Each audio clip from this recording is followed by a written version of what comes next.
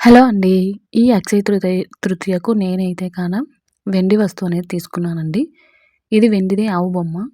ఈసారైతే నేను గోల్డ్ అయితే కొనలేదు. ఈ అక్షయ తృతీయకు నేనైతే వెండిదైతే కొన్నాను. ఇది ఎంత వెయిట్ పడింది, ఎంత కాస్ట్ పడింది, అలాగే మనకు ఆఫర్స్ కూడా ఉంటాయి కదా! దాన్ని బట్టి మనకు జీఎస్టీకి మేకింగ్ చార్జెస్ ఎంత, ఎంత పర్సెంటేజ్ అనేది పూర్తిగా డీటెయిల్‌గా నేను వివరంగా అయితే ఈ వీడియోలో షేర్ చేసుకుంటాను. మీరు అక్షయ తృతీయకు ఏం కొన్నారు అనేది కామెంట్‌లో కామెంట్ చేయండి. అక్షయ తృతీయకు అసలు ఎందుకు కొనాలి అంటే మనము ఆ రోజు ఏది కొంటే అది మనకు డబల్ అవుతుందండి. అది ఓన్లీ వెండి, బంగారు అనే కాదండి.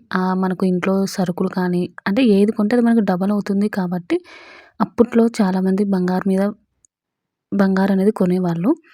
మీకు ఇప్పుడు బంగారు, వెండి ఏది కొనలేకపోయినా కూడా ఇంట్లోకి సాల్ట్ ప్యాకెట్ తీసుకొచ్చుకోవడం, లేకపోతే ఇంట్లోకి కావాల్సిన సరుకులు ఉంటాయి చూడండి, అవైనా తీసుకొచ్చుకోవడానికైతే ట్రై చేయండి. ఇప్పుడు అందరూ బంగారు లేకపోతే వెండి కొనాలంటే కష్టం కదా!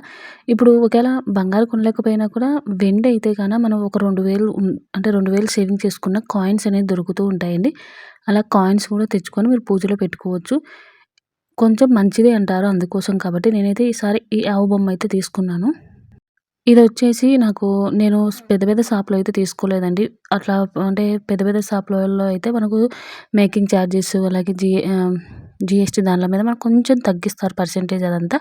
కానీ నేను మామూలుగా చిన్న చిన్న షాపులు ఉంటాయి చూడండి, నేనైతే అక్కడే తీసుకున్నాను.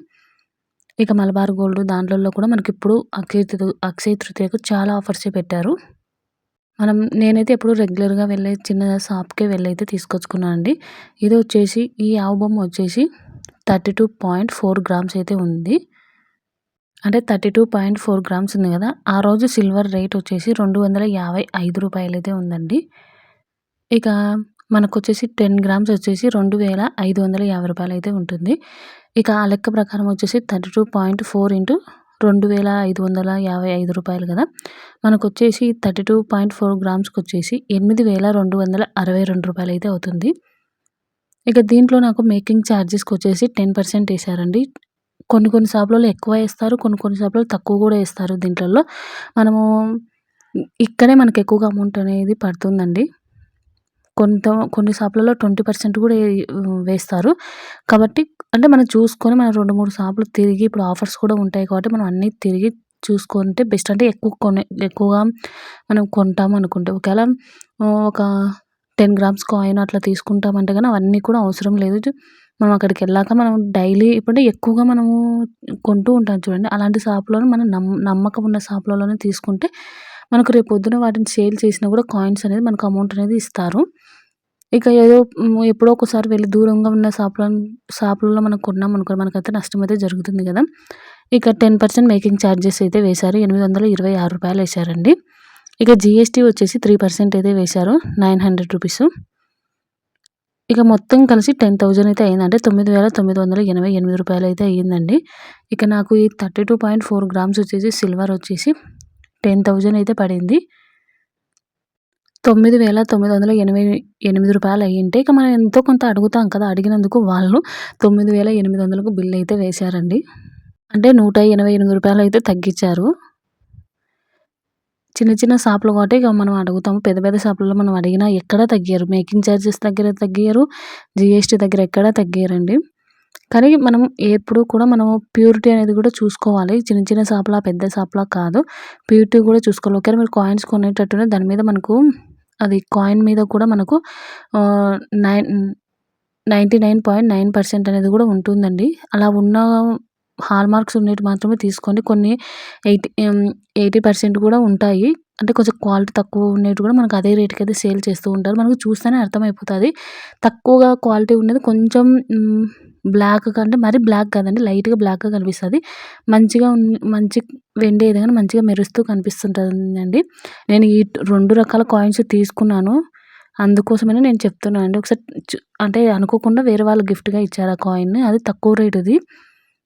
అలా కూడా ఉంటాయి. మనం ఏమనుకుంటాం అంటే ఇక వెండే కదా, ఇది కాయిన్స్ వెండివే ఉంటాయి కదా అనుకుంటాం. కానీ దానికి కొంచెం అమౌంట్ తగ్గుతుంది. అలాగే మనం నెక్స్ట్ వేసేటప్పుడు కూడా మనకు పర్సెంటేజ్ కూడా, అంటే దాంట్లో ఉన్న క్వాలిటీ కూడా తగ్గుతుంది కాబట్టి మనకు అలాగే అమౌంట్ కూడా తగ్గుతుంది.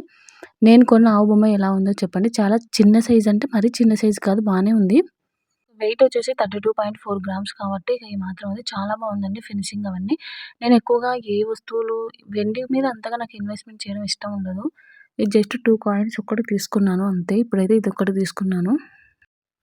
ఇక ఎక్కువగా డిజైన్స్ లేకుండా మనకు ప్లెయిన్‌గా ఉండేటివే వెండివి బావుంటాయి. డిజైన్స్ అవన్నీ తీసుకోవడం వల్ల క్లీనింగ్‌కి ఇబ్బందవుతుంది. ఇవి గృహప్రవేశాలకు అలా రిటర్న్ గిఫ్ట్ లాగా కూడా ఇవ్వొచ్చండి.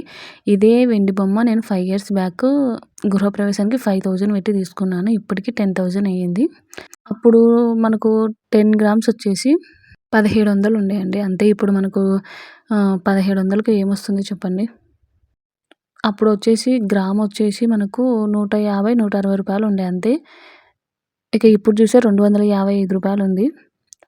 వెండైనా, గోల్డ్ అయినా రేట్ అనేది పెరుగుతూ ఉంటుందండి. కంపల్సరీ మనం ఇప్పుడు బంగారే కొనాలని ఏం లేదండి. వెండి అంటే తక్కువగా ఉంటుంది. మనం ఒక 2000 దాసిపెట్టుకున్నా కూడా ఈజీగా ఇంట్లో ఉన్న లేడీస్ అయినా కూడా మనం ఈజీగా వెండి కాయిన్స్ అయినా కొనుక్కోవడానికి ఉంటుంది. చిన్న చిన్న కాయిన్స్ అన్నీ కొనుక్కొని పెట్టుకొనైనా మనకు అవసరమైనప్పుడు అవి ఇచ్చేసి మనము వేరే వస్తువులు ఏదైనా కూడా తీసుకోవచ్చు. ఇక నేను చాలా వీడియోసే చేశాను కదా! మనీ సేవింగ్ అలాగే గోల్డ్, సిల్వర్ సేవింగ్స్ అనేది. మీరు 1 మంత్ ఛాలెంజ్, 20 డేస్ ఛాలెంజ్ అలా పెట్టుకొనైనా సరే మీరు నెలకు ఎంత లేదన్నా 10 గ్రామ్స్ అయితే ఇంట్లో ఉన్న వాళ్ళైనా ఈజీగా కొనగలమండి. ఎందుకంటే మనం సేవింగ్స్ అనేది చేస్తూ ఉంటే అమౌంట్ చాలా సేవ్ అవుతుంది. నేను కూడా ఈసారి నుంచి వెండి మీద ఎందుకో ఎక్కువగా ఇన్వెస్ట్‌మెంట్ చేయాలంటే నాకు అంటే అంత ఇంట్రెస్ట్ అయితే ఉండట్లేదండి. గోల్డ్ మీద అయితే ఎక్కువగా సేవింగ్ చేస్తాను కానీ, వెండి మీద అంటే వెండి అనేది మనకు తక్కువలోనే వస్తుంది. కానీ ఎందుకో వెండి మీద అంతగా ఇంట్రెస్ట్ అయితే చూపించలేకపోతున్నాను. గోల్డ్ అంటే గోల్డ్ అయితే రేట్ పెరుగుతుంది. మన దగ్గర అంత డబ్బులు కూడా ఉండదు. ఇక వీడియో అయితే ఇంతటితో ఎండ్ చేస్తున్నా.